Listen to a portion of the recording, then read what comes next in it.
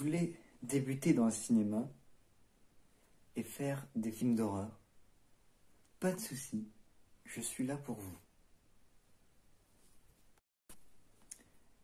Bienvenue sur cette leçon où je vais vous apprendre comment faire un film d'horreur qui sera peut-être un tube ou un flop en fonction de votre histoire.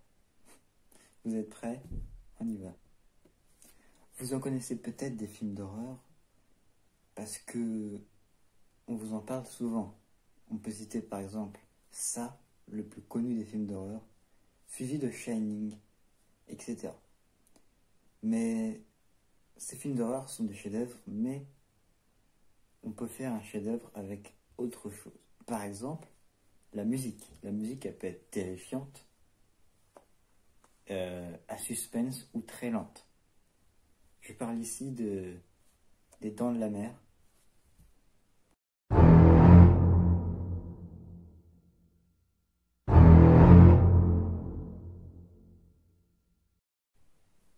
Qui est une musique très lente et qui va pousser au suspense pour vous faire terrifier, parce qu'elle signifie l'approche du requin. Donc, on peut avoir cette musique-là, ou encore la musique de l'exorciste qui est très strident, qui est très aigu et qui est répétée.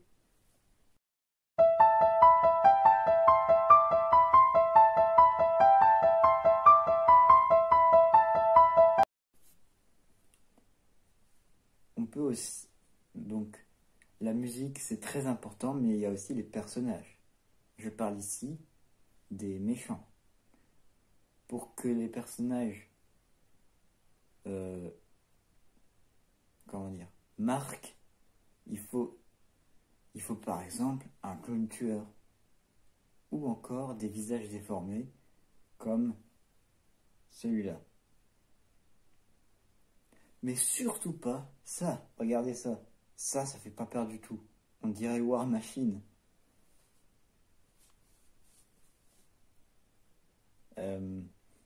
Et après, il faut aussi de l'imagination.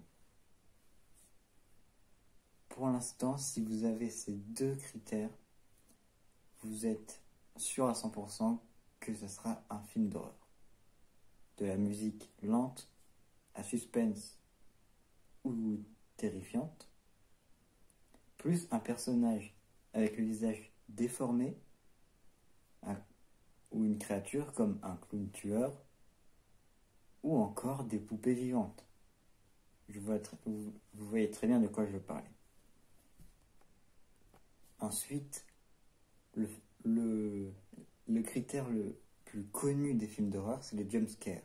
Un jumpscare, c'est quoi? C'est un moment, un court instant du film qui va vous faire paniquer. Parce qu'il va arriver soit très lentement, soit il va arriver d'un seul coup, et là vous allez avoir peur. Pour faire un jumpscare, il y a 4 critères. Le premier, c'est le suspense. Le suspense, il peut être soit rapide, c'est-à-dire qu'il arrive d'un seul coup sans vous prévenir, soit il peut être très lent, c'est-à-dire qu'il peut y avoir des mouvements très lents, la musique elle peut être lente, et d'un seul coup, ça vous prend. Ou alors les deux, c'est-à-dire que ça peut. Par contre, si c'est les deux, ce n'est pas musique, ce n'est pas rapide et après lent, c'est lent et après rapide. C'est-à-dire que il peut arriver très très lentement, très très doucement, et d'un seul coup vous prendre.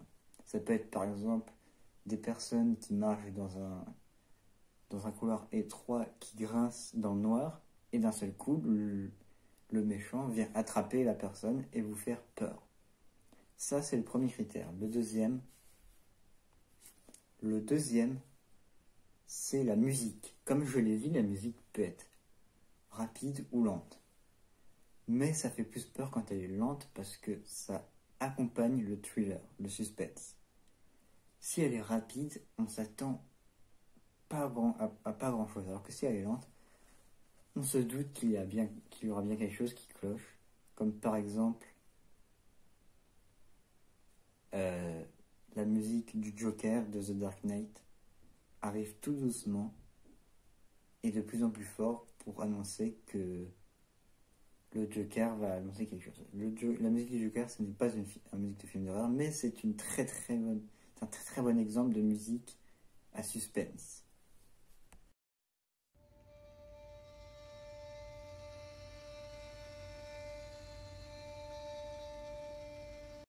Enfin, l'avant-dernier critère, c'est l'obscurité. Bah oui, l'obscurité, c'est un des alliés des films d'horreur. Si on filme un moment de suspense dans le jour, on verra tout. Parce que si par exemple, je suis là, il fait jour et qu'il y a quelqu'un qui est derrière moi, on peut le voir. Bah, je crois. Vous avez vu quelque chose? Tandis que si on est de nuit et que par exemple le méchant est en noir, je ne le vois pas. Ce qui crée encore plus de suspense. Et par exemple, s'il a des gants blancs, on peut voir la main attrapée comme ça.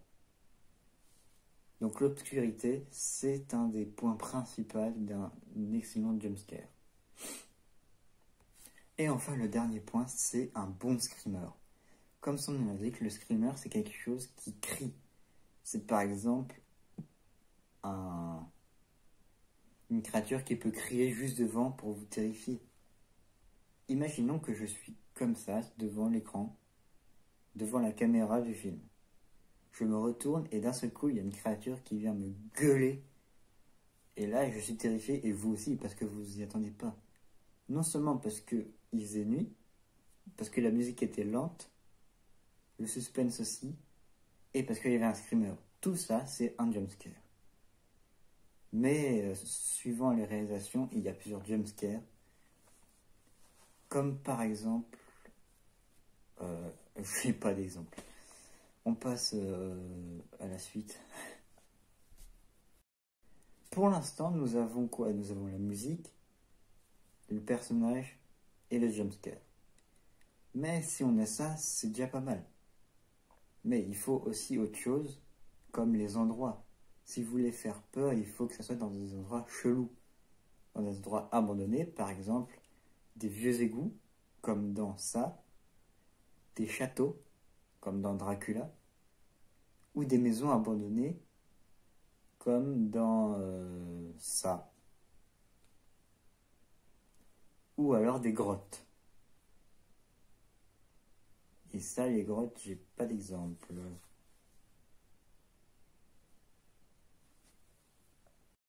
Si vous voulez que votre film d'horreur soit encore plus terrifiant, dans ce cas-là, inspirez-vous de faits réels. Vous cherchez sur Internet, ou vous essayez d'en trouver autre part, et vous en inspirez. Par exemple, le projet Blair Witch que je vous ai proposé sur une autre vidéo, sur la vidéo spéciale Halloween, c'est inspiré de faits réels. Je crois aussi que la colline à des yeux, c'est aussi inspiré de faits réels. C'est dur à dire ce truc-là. En parlant du projet Blair Witch, si vous voulez encore plus faire flipper votre public, utilisez le fan footage. Le fan footage, c'est quoi? C'est des enregistrements vidéo retrouvés par d'autres gens. Et dans ces enregistrements vidéo, on retrouve des expériences qui ont été faites, des expéditions qui ont été faites dans des endroits terrifiants. Qu'ils soient vrais ou pas. Hein. Que ce soit des enregistrements qu'on a retrouvés il n'y a pas longtemps, que vous avez mis dans votre film, ou que ce soit des trucs que vous avez inventés. Le fan footage, c'est une des meilleures façons de faire peur. C'est pour ça que j'ai mis le projet de Blair Witch dans la vidéo spéciale Halloween, et pas Shining, ça, ou encore les griffes de la nuit. Je vais dire les dents de la nuit, putain. C'est un mélange entre les dents de la mer et les griffes de la nuit. En fait, c'est le requin, il a le gant de Freddy et il fait peur aux poissons de la nuit. Ouh, ça va bien se passer. Aussi, si vous voulez faire peur encore plus qu'avec du fan footage, si vous utilisez des créatures, il faut que le méchant, l'antagoniste, ait des armes. Et il faut soit que les armes soient banales, comme par exemple un couteau, ou soit moins communes, comme par exemple une batte de baseball, une tronçonneuse, ou alors un gant avec des griffes.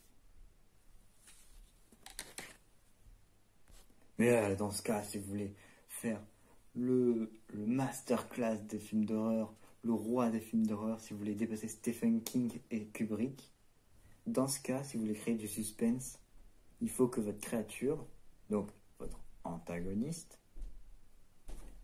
ne soit pas beaucoup à l'écran. Parce que moins il sera à l'écran, plus vous allez stresser et ce qui va encore plus vous faire peur.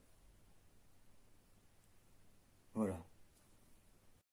Donc je récapitule, pour faire un bon film d'horreur, il faut que la musique soit terrifiante, suspense et lente. Que le personnage, l'antagoniste, soit marquant, donc soit un clown tueur, un personnage défiguré ou déformé. Il faut qu'il y ait aussi un jumpscare, donc que le suspense soit lent, que la musique aussi soit lente, qu'il y ait de l'obscurité et des screamers. Il faut que vous... il faut avoir des endroits chelous, comme des endroits abandonnés ou chelous. Il faut que ça soit inspiré de faits réels. Il faut du fan footage. Donc pour du fan footage, c'est des enregistrements vidéo qu'on a retrouvés. Il faut que l'antagoniste ait des armes soit communes, soit rares. Et il faut qu'on ne voit pas beaucoup le méchant à l'écran. Si vous réunissez toutes ces caractéristiques, vous serez sûr de faire un excellent film d'horreur. Voilà, j'espère que cette vidéo spéciale film d'horreur et spéciale Halloween vous a plu. N'hésitez pas à la partager, à lâcher un pouce bleu et la commenter. Si ce format vous plaît, je peux aussi faire le même pour d'autres films, par exemple des films d'action ou des westerns. Et sinon, on se retrouve très vite, on se retrouve très prochainement pour une très prochaine vidéo. Salut!